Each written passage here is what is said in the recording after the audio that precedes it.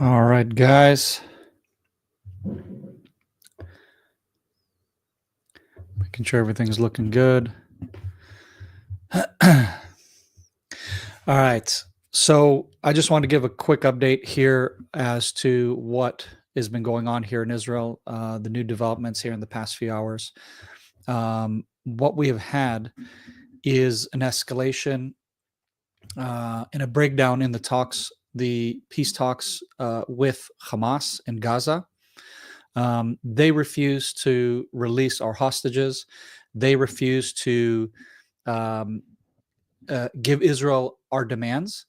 And essentially, what that has led to is that the IDF is now carrying out extensive military operations now in Gaza, and starting with um, the night operations that we've had all night last night. We had airstrikes. The Israeli Air Force has been working round the clock, hitting strategic targets, taking out some mid to high level officials of Hamas's organization in Gaza. So we took out 5 last I saw in the report. And in addition to all of this, what people don't know what's happening here is, imagine in the middle of the night you get a report that says that tensions are building in the Gaza Strip. It seems that the terrorists are mounting for an attack, and you have to be in high alert. So because of that, and because Israel doesn't want to take another chance of a repeat of an October 7th style attack, what we've done is we have sent our police in high numbers to spread them out in the southern communities, to take strategic positions there, creating roadblocks, etc. And um, and that's what I heard from a good friend of mine, because he's reporting, he's saying, "Hey guys, don't come down south because there are roadblocks everywhere, and of course that backs up traffic and so on." So Israel is in high alert right now. Kids aren't going to school at the southern communities along the Gaza Strip. Nobody wants to take any risks, any chances this time around. We are not fooling around, basically. Not that we ever were, but we have the luxury of not, not going easy this time around, because the first time around, with post October 7th and all that, we had our negotiations that were being handled by, and lots of pressure by the Biden administration, that basically limited what kind of ground forces could go in, what kind of operations we could conduct, what kind of munitions we could use, basically kind of pulling the brakes on the military, on the IDF, and keeping us from achieving our goals, which is to rescue the hostages, restore peace and quiet in the South, which means to eliminate Hamas and to put an end to their reign of terror in the southern communities. So that's what's happening right now, guys. Just, people, of course, are panicking here because they're nervous of, is there going to be rocket attacks? Are there going to, do we need to run to our bomb shelters? People are on high alert.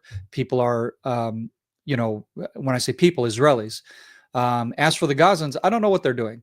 I can only imagine that with the level of propaganda and lies that they're being fed, the Gazans probably don't really know anything more than what the IDF is communicating, which is, we're going to come into this area like we do every time. We give a notification, say, we're going into operate in this area, and you need to clear it out. So we do give warning to the civilians, and give ample time to clear out and let the military come in and do the missions that we have to do and conduct. So that's where we're at right now. Right now, like I said, we're in the beginning stages of a second round of heavy operations in Gaza. There's been a ceasefire for the past few weeks here. where we've had the hostage exchange. They give us hostages, we give them terrorists. So it's not exactly hostage for hostage because we don't have hostages. What we have is people who have committed horrible crimes against Israel, committed terror attacks, attempting to eliminate people in Israel, and that is um, that is unacceptable, right? I mean, but that's what Israel's had to do. It's like you have to pick your battles. Either we let these people who have committed these horrible crimes let them loose, with the hopes that in a later time we can, um, uh, close in on them and do what we need to do. But at least we can have the hopes of having our hostages back. Um, so it's like a lose-lose situation, no matter how you spin this, how you turn it. Um, why don't they leave for the sake of the children? It's a good question. They won't do that. They will not do that because their hatred towards Israel surpasses their. This is one I'm answering one of the questions here on YouTube because I'm doing multi-platform here. So yeah, it's insane. So just to give you a quick summary, guys, because I know many of you are probably going to open the news, you're going to see some headlines, and you're going to wonder what has happened in Israel. Is there full ground operations? Is there a whole war breaking out? Are you been called up? Of course, a lot of people want to know. As you can see, I'm at home. I'm not haven't been called up with my team yet. So as things are right now, no, they haven't called up huge numbers of the military. Reservists, although there have been many soldiers and units positioned and are getting their orders ready, getting their missions ready to carry out these ground operations that have been green-lighted. Simultaneously, if you're paying attention as well, you have the tensions building up in the north here with Syria and Lebanon. They've been actually having at it at each other, which is a welcome blessing for Israel, because you know what? Yes, innocent people are being killed, and that's sad, and it's horrible, and it's wrong. But I'd much rather them go at each other than coming after us. And then hopefully finding solutions to the ending of the bloodshed, of course. But as things are right now, the escalation of the Turkish-backed new Syrian regime that used to be under Iran, right? So now they're no longer under Iran. The new leader, Giuliani, who is, by the way, an ISIS, Al-Qaeda terrorist, right? Don't let him fool you with his suit and tie. Don't let him fool you or don't let your media fool you and lie to you that this guy is somehow a politician and a legitimate leader of his country. He is not. He's a military tyrant. He's a terrorist tyrant. Actually, he's not. I wouldn't even call him military, although their training, their proficiency, their discipline is very high. I'll give him that. But this guy is dirty as they come. And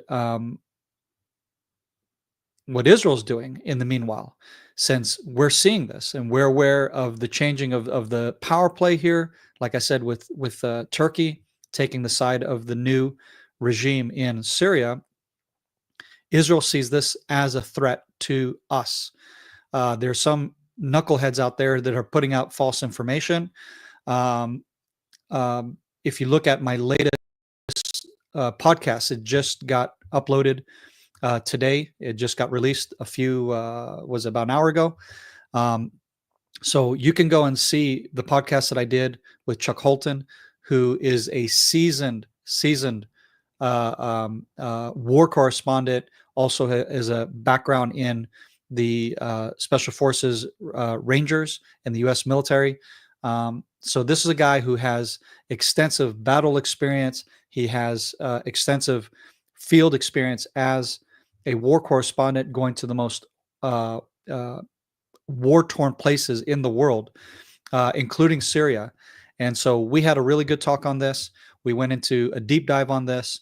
So if you want to really get a deeper insight onto this from an expert who knows what he's talking about, not myself, then go ahead and check out the latest podcast episode that's on the Doron Kedar podcast. But just to summarize, so like I said, these guys are now being controlled by Turkey. Turkey does not like Turkey does not like um, um, uh, was it Lebanon? And so they're, of course, carrying out attacks now against Lebanon because Lebanon has been supported, or Hezbollah has been supported by Iran, right? So that's the reality, guys. That's what we're facing. I hope we can. I hope we can see a quick ending to the insanity that's happening here. Thank you, guys. God bless you, and I hope you enjoyed this quick update.